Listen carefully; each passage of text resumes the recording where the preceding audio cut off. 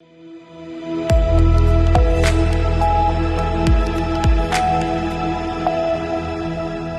के बाद आपका एक बार फिर से स्वागत है। यूपी बुलेटिन में शुरुआत करेंगे ललितपुर से, जहां मंदिरों में मां दुर्गा की पूजा करने के लिए भक्तों का जन सैलाब उमड़ा है। और साथ ही बात होगी प्रयागराज की, जहां विनयानंद गिरी महाराज ने देवी स्वरूप कन्याओं का पूजन किया है। ऐसी तमाम खबरों पर करेंगे विस्तार से चर्चा। खबर ललितपुर से है, जहां नवरात्रि के अवसर पर ग्राम सौजना में चल रही 7 दिवसीय भागवत कथा के 5वें दिन भगवान श्री कृष्ण का जन्मोत्सव बड़े ही धूमधाम और श्रद्धा भाव से मनाया गया। कथा स्थल पर सुबह से ही श्रद्धालुओं की भीड़ उमड़ पड़ी और देर रात तक भक्ति माहौल का माहौल बना रहा। कथावाचक द्वारा जब भगवान श्री कृष्ण जन्म प्रसंग का वर्णन किया गया तो पूरा पंडाल नंद के आनंद भयो जय कन्हैया लाल की जैसे जयकारों से गूंज उठा। कार्यक्रम में नरेंद्र दाऊ सौजना, बलवान सिंह, प्रतिपाल सिंह, राजू सहित बड़ी संख्या में ग्रामीण श्रद्धालुओं की मौजूदगी रही। ललितपुर से सी न्यूज संवाददाता जितेंद्र सिंह पवार की रिपोर्ट। खबर ललितपुर से है, जहां जनपद के सभी मंदिरों में मां दुर्गा की पूजा करने का उमड़ा जन सैलाब। वाला बेहद शारदीय नवरात्रि पर्व पर नगर में भक्ति और आस्था का अद्भुत संगम दिखाई दिया। मां दुर्गा के 8वें रूप में माता गौरी की पूजा की जाती है। भगवान शंकर की प्रिय महागौरी के रूप में पूजा करने की मान्यता का महत्व है। आज के दिन लोग कन्या पूजन भी करते हैं। मंदिरों में लोगों के पूजा अर्चना करने का तांता लगा रहा। अष्टमी को कन्या पूजन करने का विशेष महत्व है। लोग कन्या भोज, कन्या पूजन भी करते हैं। आगामी नवंबर माह में ब्रवासन धाम मंदिर पर माता सरस्वती की प्राण प्रतिष्ठा का भी कार्यक्रम किया जाएगा, जिसकी जानकारी महामंडलेश्वर श्री 1008 श्री हनुमान दास जी महाराज ओमकारेश्वर धाम मध्य प्रदेश के सानिध्य में प्राण प्रतिष्ठा कार्यक्रम संपन्न होगा। ललितपुर से सी न्यूज संवाददाता महेश नगाइच की रिपोर्ट। शारदीय नवरात्र अष्टमी के मौके पर प्रयागराज में श्री हरिधाम बाबा सेवा समिति के पीठाधीश्वर एवं श्री निरंजनी अखाड़ा के महामंडलेश्वर स्वामी विनयानंद गिरी महाराज जी द्वारा आदिवासी परिवार की कन्याओं का चरण धुलकर नवदेवी स्वरूपों का पूजन किया।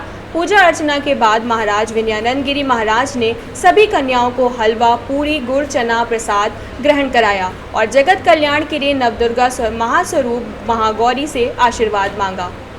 प्रयागराज से सी न्यूज संवाददाता मंगला प्रसाद की रिपोर्ट। रायबरेली में तैनात रहे एसीएमओ डॉक्टर दशरथ यादव के खिलाफ फर्जीवाड़े के आरोप में मुकदमा दर्ज कराने का आदेश दिया गया है। जौनपुर में तैनाती के दौरान नवंबर 2020 में उन्होंने अपने नियुक्ति दस्तावेजों में हेरफेर कर जन्मतिथि में 4 वर्ष की कमी कर दी थी, जिससे उन्हें 4 साल अधिक समय तक नौकरी करने का लाभ मिला। मूल रूप से प्रतापगढ़ जनपद निवासी डॉक्टर यादव जुलाई 2023 में जौनपुर से स्थानांतरित होकर रायबरेली आए थे। अब इस फर्जीवाड़े का खुलासा होने के बाद अपर निदेशक चिकित्सक स्वास्थ्य एवं परिवार कल्याण डॉक्टर जीपी गुप्ता ने रायबरेली के सीएमओ डॉक्टर नवीन चंद्रा को पत्र लिखकर उनके खिलाफ मुकदमा दर्ज कराने और 4 वर्ष के वेतन की वसूली का निर्देश दिया है। सीएमओ ने इस संबंध में रायबरेली के एसपी डॉक्टर यशवीर सिंह को पत्र भेजकर आवश्यक कानूनी कार्रवाई की संस्तुति की है। सीएमओ के खिलाफ कोई तहरीर आई है क्या? पूरा मामला किसने तहरीर दी क्या? मुख्य चिकित्सा अधिकारी रायबरेली का एक पत्र जिसमें एक तहरीर के रूप में प्राप्त हुई है, जिसमें यह बताया गया है कि अपर निदेशक चिकित्सा स्वास्थ्य एवं परिवार कल्याण इन्होंने एक जांच की थी। वह जांच का प्रकरण इस प्रकार था कि डॉक्टर दशरथ यादव तत्कालीन अपर मुख्य चिकित्सा अधिकारी थे, जिन्होंने बिल्कुल कूट रचना के तहत अपनी जन्मतिथि 1/11/1958 के बदले 1/11/1963 कर दिया और इस प्रकार उन्होंने 4 वर्ष की अतिरिक्त सेवा लाभ प्राप्त किया। इस संबंध में एक मुकदमा अपराध संख्या 441/25 अंतर्गत धारा 319, 318, 338, 336 एवं 340 बीएनएस, जो पूर्व में क्रमशः 419, 420, 467, 468, 471 के अंतर्गत धारा थी, उसमें पंजीकृत कर लिया गया है और विवेचनात्मक कार्य प्रारंभ करके आवश्यक विधिक कार्रवाई की जाएगी। रायबरेली से सी न्यूज संवाददाता वीरेंद्र साहू की रिपोर्ट।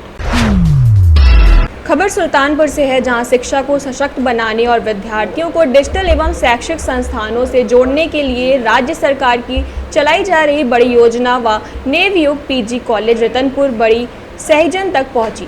मंगलवार को कॉलेज प्रशासन ने बीएससी के लगभग 200 विद्यार्थियों को इस योजना के तहत मिलने वाले लाभ और सुविधाओं से अवगत कराया। कॉलेज के प्राचार्य ने बताया कि यह योजना सरकार की ओर से विद्यार्थियों के समग्र विकास और उच्च शिक्षा की गुणवत्ता सुधारने के लिए चलाई गई है। इस अवसर पर कॉलेज प्रबंधक व सदर विधायक राजप्रसाद उपाध्याय भी मौजूद रहे। उन्होंने विद्यार्थियों को योजना के लाभ समझाए और कहा कि सरकार की यह पहल छात्रों को उज्जवल भविष्य की दिशा में एक महत्वपूर्ण कदम है। सुल्तानपुर से सी न्यूज़ संवाददाता दिनेश सिंह की रिपोर्ट। गंगा घाट कोतवाली क्षेत्र के सरस्वती टॉकीज में अचानक भीषण आग लगने से इलाके में हड़कंप मच गया। आग के लपटे और धुएं का गुब्बार दूर तक दिखाई देने लगा, जिससे अफरा तफरी मच गई। स्थानीय लोगों ने तुरंत पुलिस और दमकल विभाग को सूचना दी, जिसके बाद सीएफओ अनूप सिंह के नेतृत्व में दमकल की 5 गाड़ियां मौके पर पहुंची और आग बुझाने का प्रयास शुरू कर दिया। पुलिस और प्रशासनिक अधिकारी भी घटनास्थल पर मौजूद रहे, जबकि स्थानीय लोग भी आग बुझाने में दमकल कर्मियों की मदद करते नजर आए। प्रारंभिक जांच में शॉर्ट सर्किट से आग लगने की आशंका जताई जा रही है।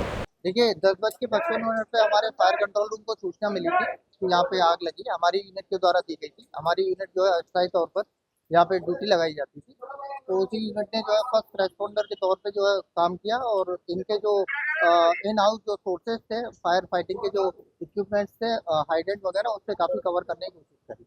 जब आग थोड़ी विकराल हुई तो हमारी गाड़ी तुरंत जो है मौके पर आ गई और घटना स्थल पर जो है घटना का जायजा करते हुए फायर फाइटिंग काम शुरू किया गया, जिस पर हमारे यूनिट और हमारे प्रभारी द्वारा काफ़ी अथक प्रयास द्वारा जो है आग को पूर्ण रूप से बुझा दिया।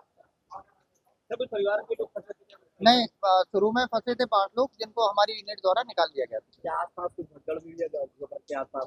नहीं, ऐसा कुछ भी संज्ञान में नहीं आया, बाकी जांच के बाद कुछ। उन्नाव से सी न्यूज़ संवाददाता अजय की रिपोर्ट। फिलहाल के लिए इस खास बुलेटिन में बस इतना ही। देश दुनिया की तमाम बड़ी खबरों को जानने के लिए जुड़े रहिए सी न्यूज़ भारत के साथ। हर खबर आपके साथ, आपके हाथ।